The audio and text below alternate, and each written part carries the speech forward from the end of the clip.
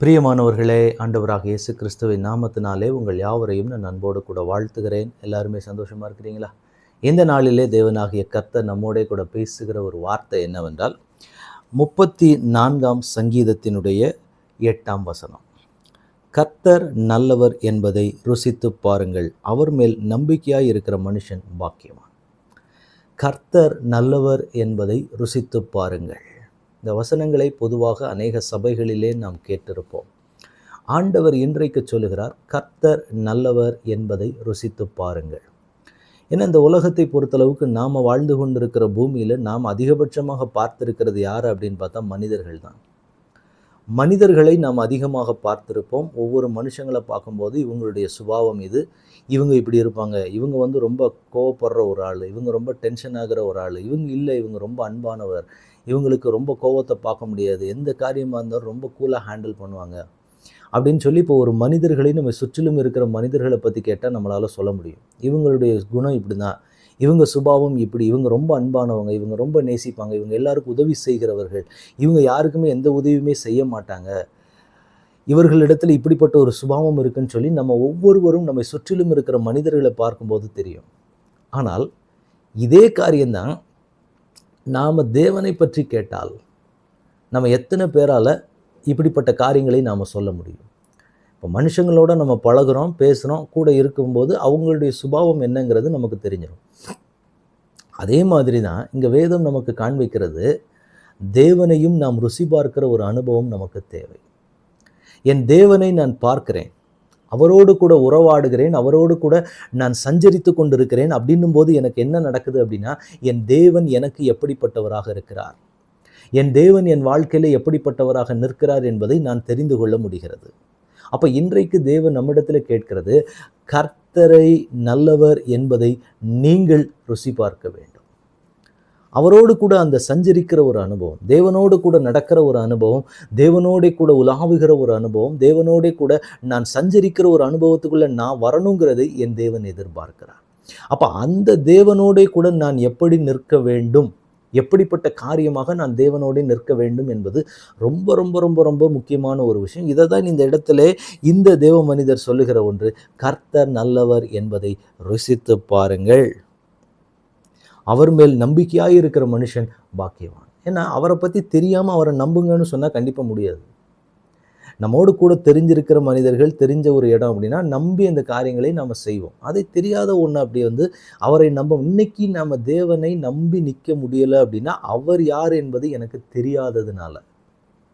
இன்றைக்கி நாம் போகிற பாதையில் இது என்ன ஆகிருமோ, இந்த சூழ்நிலை எப்படி இருக்குமோ, இது இப்படி ஆகிருமோ, அப்படிப்பட்ட காரியங்களை நாம் யோசிப்போம் அப்படின்னா, ஒவ்வொரு தேவனுடைய பிள்ளையும் இன்றைக்கு செய்ய வேண்டிய காரியம், தேவ சமூகத்துக்கு முன்னாடி நம்ம எப்படி போய் நிற்கணும் அப்படின்னா, முதல்ல நான் தேவன் யார் என்பதை தெரிந்து கொள்ள வேண்டும்.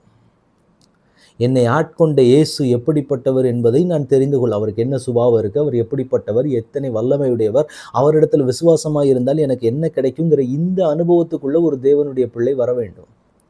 வந்தால் மட்டும்தான் எந்த சூழ்நிலையாக இருந்தாலும் சரி என் தேவனை நான் நம்பி இருக்க முடியும். அப்படி இல்லைங்கிற பட்சத்தில் நான் தேவனை நம்பி இருக்க முடியாது. இதை எல்லா தேவனுடைய பிள்ளைகளும் உணர்ந்து கொள்ள வேண்டும். முதல்ல நான் தேவனை ருசி பார்க்கிற ஒரு அனுபவத்துக்குள்ள வரணும். அவரை கொஞ்சம் கொஞ்சமாக அவர் என் வாழ்க்கையில் எப்படிப்பட்டவராக இருக்கிறார், அவர் என்னென்ன செய்ய முடியும், அவருடைய வல்லமை என்ன, அவருடைய காரியங்கள் என்ன, அவர் என் வாழ்க்கையில் முதல்ல எப்படிப்பட்டவராக இருக்கிறார்.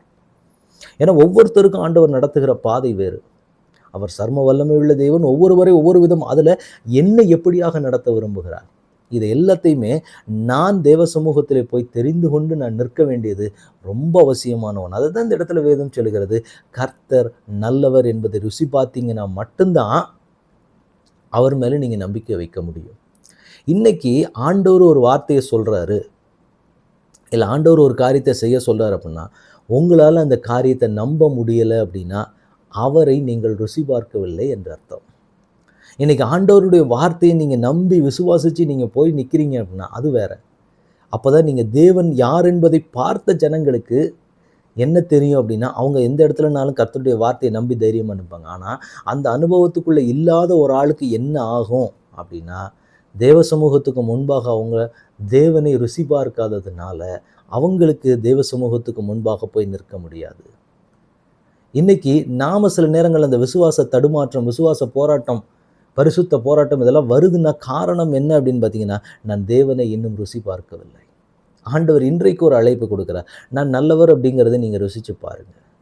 என்னோடு கூட அந்த நடந்து பாருங்க. என்னோடு கூட சஞ்சரித்து பாருங்க. என்னோடு கூட பேசி, என்னோடு கூட பழகி, என்னுடைய காரியங்களை எல்லாம் நீங்க செய்து பாருங்க. அப்ப தெரியும் நான் யார் என்பது.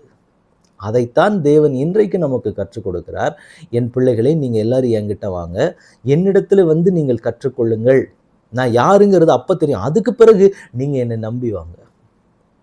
இதை தான் ஆண்டவர் சொல்லுகிறார். ஒப்புக் கொடுக்கலாமா? ஆண்டவரே, இன்றைக்கு நீங்க சில வார்த்தைகள் சொல்லும்போது நான் தடுமாறுறேன். ஆனா இனிமேல் உங்க சமூகத்துல நான் சரியா வந்து நிற்பேன். உங்க ருசி பார்க்கிற அனுபவத்துக்குள்ள நான் வந்து நிற்பேன்னு சொல்லி ஆண்டவரிடத்துல ஒப்புக் கொடுக்கலாமா? தகப்பனே, உம்முடைய கரத்தில் எங்களை முழுவதுமாக தாழ்த்துக்கிறோம், அர்ப்பணிக்கிறோம், ஒப்புக் கொடுக்கிறோம்.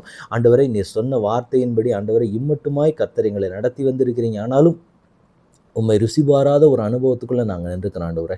எங்களை ஒரு விஷயம் தயவாய் மன்னித்து இனி உம்முடைய சமூகத்தில் எங்களை ஒப்புக் கொடுக்கிறோம். இனி உம்மை ருசி பார்க்கிற ஒரு அனுபவத்துக்குள்ள, உம்மோடு கூட சஞ்சரிக்கிற அனுபவத்துக்குள்ள நாங்கள் வருவோம் என்று ஒப்புக் கொடுக்கிறோம். அது நிமித்தமாக உம்மை நம்பி எந்த சூழ்நிலையாக இருந்தாலும் கர்த்தருடைய வார்த்தையை நாங்கள் நம்பி நிற்க என் தேவன் எங்களுக்கு கொடுக்க போகிற கிருபைக்காக உமக்கு ஸ்தோத்திரம். உம்முடைய கரத்தில் ஒப்புக் கொடுக்கிறோம்ப்பா. பரலோகத்தின் தேவன் எங்களை ஆண்டு கொள்ளுங்க, வழி நடத்துங்க. இயேசு கிறிஸ்துவின் நாமத்தில் ஜெபம் கேளும் எங்கள் நல்ல பிதாவே. ஆமென், ஆமென், ஆமென். God bless you.